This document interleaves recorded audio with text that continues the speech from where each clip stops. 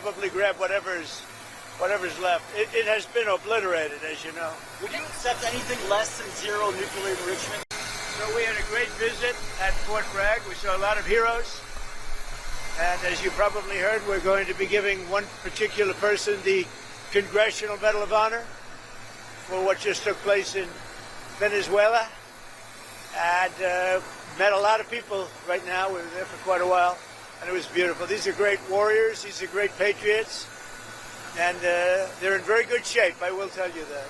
What can Iran do to avoid attack? Give us the deal that they should have given us the first time. If they give us the right deal, we won't do that. But, you know, historically, they haven't done that.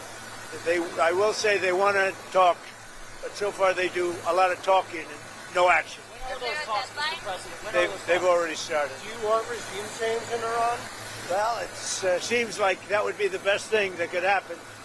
For 47 years, they've been talking and talking and talking. In the meantime, we've lost a lot of lives while they talk, and legs blown off, arms blown off, faces blown off. This has been going on for a long time. So let's see what happens. In the meantime, we have tremendous power has arrived, and additional power, as you know, another carrier is going out shortly. So we'll see it out. If we could get it settled for once and for all, that would be good. Who would you want to take over? What? Who would you want to take over? I don't want to talk about that. Mr. President, have you spoken to Secretary Duffy since Wednesday's incident? No, he's doing a great job. You said inside that the Iranian nuclear sites have been totally obliterated. What's left to go after? Well, you can get whatever the dust is down there. That's really the least of the mission.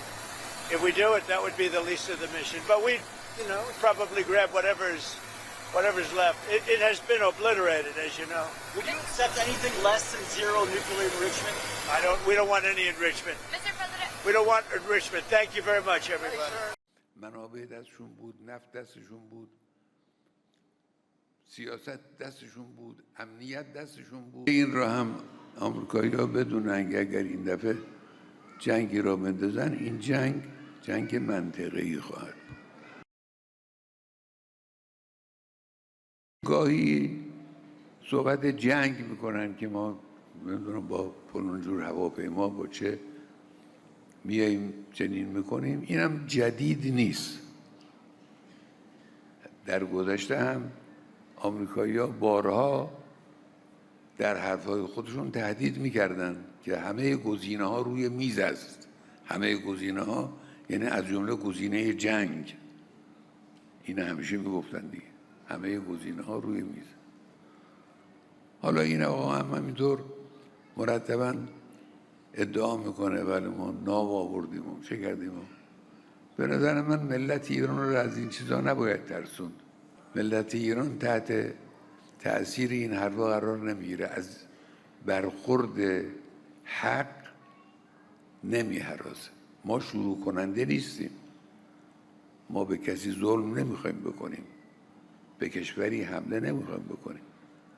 اما در مقابل اون کسی که طمع داشته باشه حمله بخواد بکنه، اذیت بکنه، ملت ایران مشت محکمی به او خواهد زد.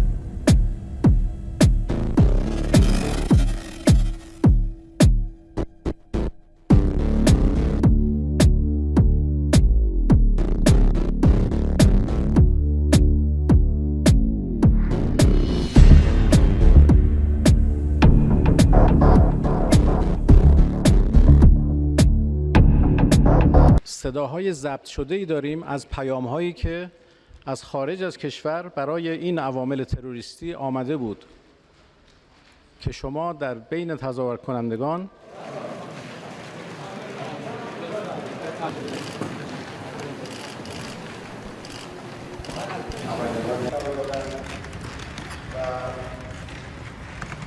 هدف این بود که تعداد کشته‌ها در صحنه تظاهرات افزایش پیدا بکنه. چرا؟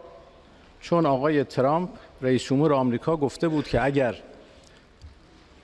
مردم کشته بشن ما میاییم و دخالت میکنیم، که خود این حرف یک دخالت آشکار در امور داخلی کشورهای دیگه هست.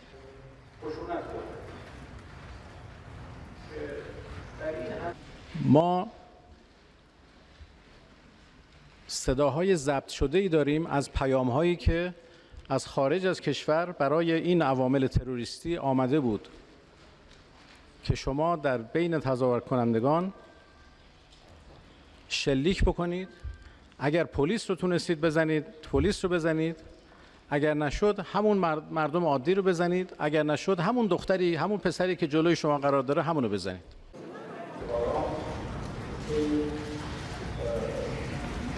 ما اسناد و مدارک زیادی داریم که حاکی از دخالت هم آمریکا و هم اسرائیل در این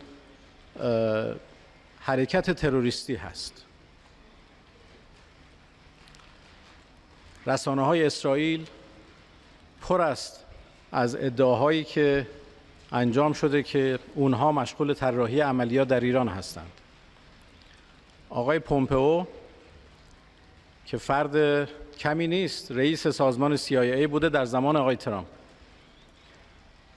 ایشون توییت زده و میگه که من سال جدید رو به ایرانیانی که در خیابان‌ها هستند و به مأمورین موساد که در کنار اونها حرکت میکنند تبریک میگم.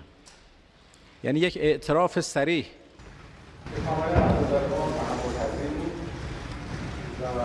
خونخواه همه اونها دولت ایران هست و خود ما هستیم و این رو هم در مراجع بین‌المللی دنبال میکنیم هم در مراجع داخل کشور. نیروهای انتظامی ما الان با اقتدار کامل کنترل اوضاع رو در دست دارن. امیدوار هستیم که اشتباه محاسباتی توسط کشورهای دیگه صورت نگیره. از نظر ما آنچه که در این 3 روز 8 تا 10 ژانویه اتفاق افتاد در ادامه جنگ 12 روزه بود. طراحی از خارج و برای کشاندن آشوب به داخل کشور ما.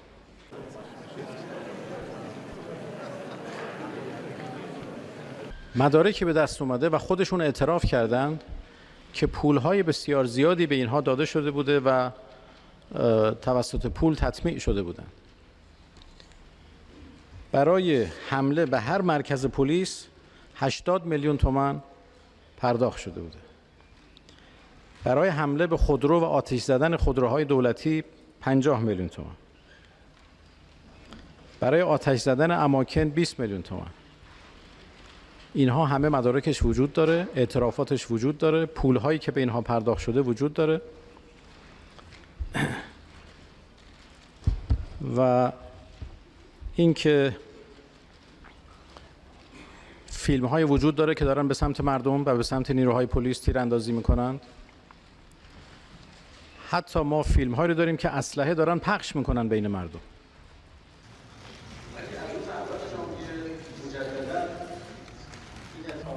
این مغازه آتش زده شده. در بازار یکی از شهرها 200 مغازه آتش گرفته.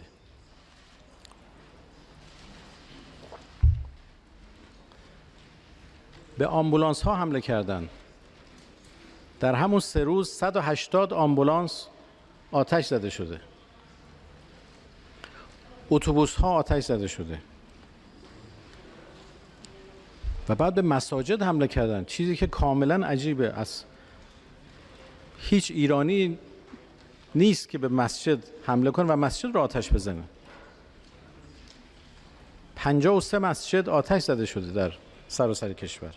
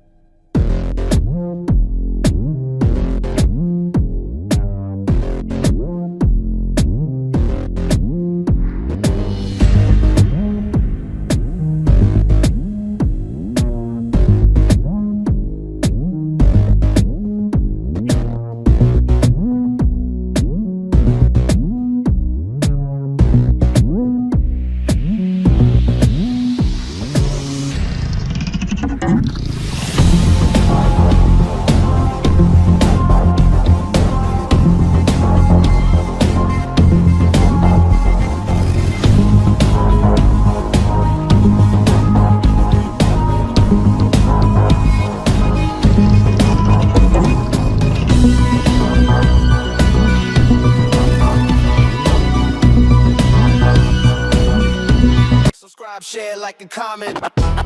Subscribe, share, like, and comment. Subscribe, share, like, and comment. Subscribe, share, like, and comment. Subscribe, share, like, and comment.